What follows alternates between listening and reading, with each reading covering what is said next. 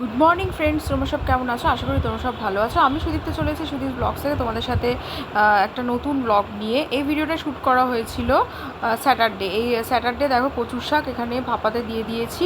সকালে চলে এসেছি রান্নাঘরে রান্নাবান্নার জন্য। ইলিশ মাছের মাথা ছিল, একটু তেলও ছিল, এখানে পটল ছিল, মাছ সব বের করে নিয়েছি। এটা স্যাটারডে শ্যুট করা হয়েছে, পরে আর আমি এডিট করার সময় পাইনি বলে দেয়া হয়নি। তো এখানে দেখো ডালিয়া দিয়েই ব্রেকফাস্ট আমাদের হয়েছিল, তাই একটু দেখিয়ে দিলাম তোমাদেরকে। তো এখানে ইলিশ মাছের মাথা দিয়ে কচু শাক হবে।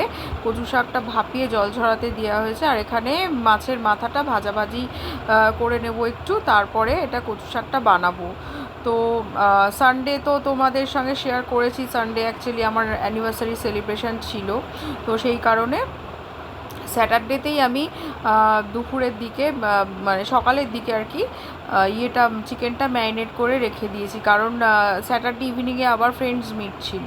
সেই কারণে ইভিনিংয়ে বেরোলে আর রাত্রিরে ফিরবো, আর তো পসিবলই নয় এসে ম্যারিনেশন করা। চিকেন চাপ বানাবো বলে সব কিছুই আর কি তোমাদের সাথে দেখাবো কিভাবে ম্যারিনেটটা করলাম। দেখো এখানে দিয়ে দিলাম কালো জিরে, শুকনো লঙ্কা, ওই তেলের মধ্যেই পেঁয়াজ কুচানো, রসুন কুচি দিয়ে ভালো করে নেড়ে তারপরে কচু শাকটা দিয়ে দিলাম, জল ঝরিয়ে রাখা কচু শাক। এবারে হলুদ, নুন, মিষ্টি দিয়ে দেবো। ভেজে রাখা মাছের মাথাটা দিয়ে দিলাম, তেলটাও দিয়ে দিলাম তার সাথে, মাছের তেলটা। আর ইলিশ মাছের মাথা দিয়ে কারা কারা এরকম ভালোবাসো কচুর শাক খেতে, আমাকে অবশ্যই কমেন্ট করে জানিও। আমি কিন্তু ভীষণ ভালোবাসি। নিরামিষ কচু শাকটা অতটা ভালো লাগে না, কিন্তু এই ইলিশ মাছের মাথা দিয়ে কিন্তু অসাধারণ লাগে খেতে। আর ইলিশ মাছের মাথাটা যদি টেস্ট হয় তাহলে তো মানে কথাই মানে অনবদ্য খেতে হয়, মানে কোনো কথা হবে না। কচু শাক দিয়ে সব ভাত খাওয়া হয়ে যায়, তার পাশে আর লাগে না। এই হয়ে গেছে, এবার তুলে নেব। এটা হচ্ছে শনিবারে দুপুরের লাঞ্চের জন্য রান্না বান্না চলছে। তো এখানে হয়ে গেছে আমার কচু শাক, তুলে নেব। এবার আলু ভেজে নেব, ভিন্ডি ভেজে নেব। ভিন্ডি আলু ভাজা তারপর মিক্স করে দেবো। ভিন্ডি আলু ভাজার জন্য আলু ভাজাটা করে নিচ্ছি। নুন আর একটু লঙ্কা গুঁড়ো দিয়ে ভেজে নেব। আর এখানে দেখো নুন হলুদ মাখিয়ে নিয়েছি, মাছ ভাজবো, মাছের একটু ঝোল বানাবো। এখানে ভিন্ডিটা দিয়ে দিয়েছি, ভিন্ডি ভাজা প্রায় কমপ্লিট হয়ে এসছে। এখানে একটু লঙ্কার গুঁড়ো আর নুন দিয়ে দিয়েছি, দিয়ে এবারে আলুগুলো মিক্স করে দেবো। তো আমার ভিন্ডি ভাজা এখানে কমপ্লিট। তো এখানে দেখো কচুর শাক, ভিন্ডি আলু ভাজা আর মাছের ঝোল করে নিলে আমার দুপুরের মোটামুটি এই দিয়ে খাওয়া দাওয়া হয়ে যাবে। তো ভিডিওটা কেমন লাগছে অবশ্যই জানিও, আর ভিডিওটা ভালো লাগলে অবশ্যই লাইক কমেন্ট শেয়ার করে দিও, আর সুদীপ ব্লগসকে ফলো করে দিও। আর ইউটিউব চ্যানেল থেকে দেখলে অবশ্যই চ্যানেলটিকে সাবস্ক্রাইব করে দিও।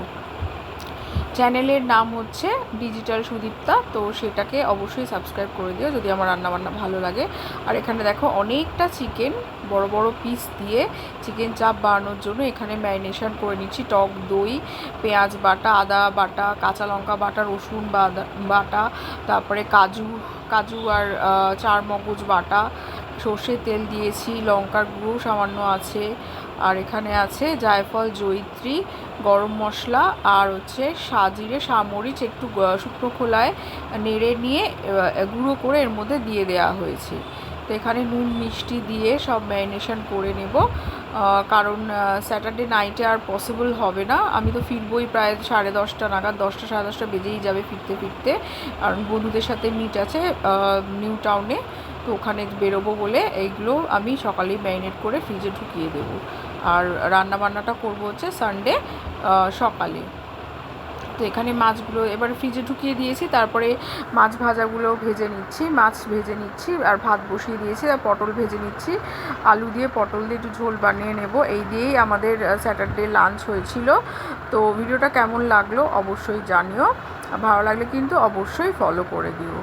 তো এখানে দেখো দুভাগে ভাগ করে রেখেছি, 4 পিস করে।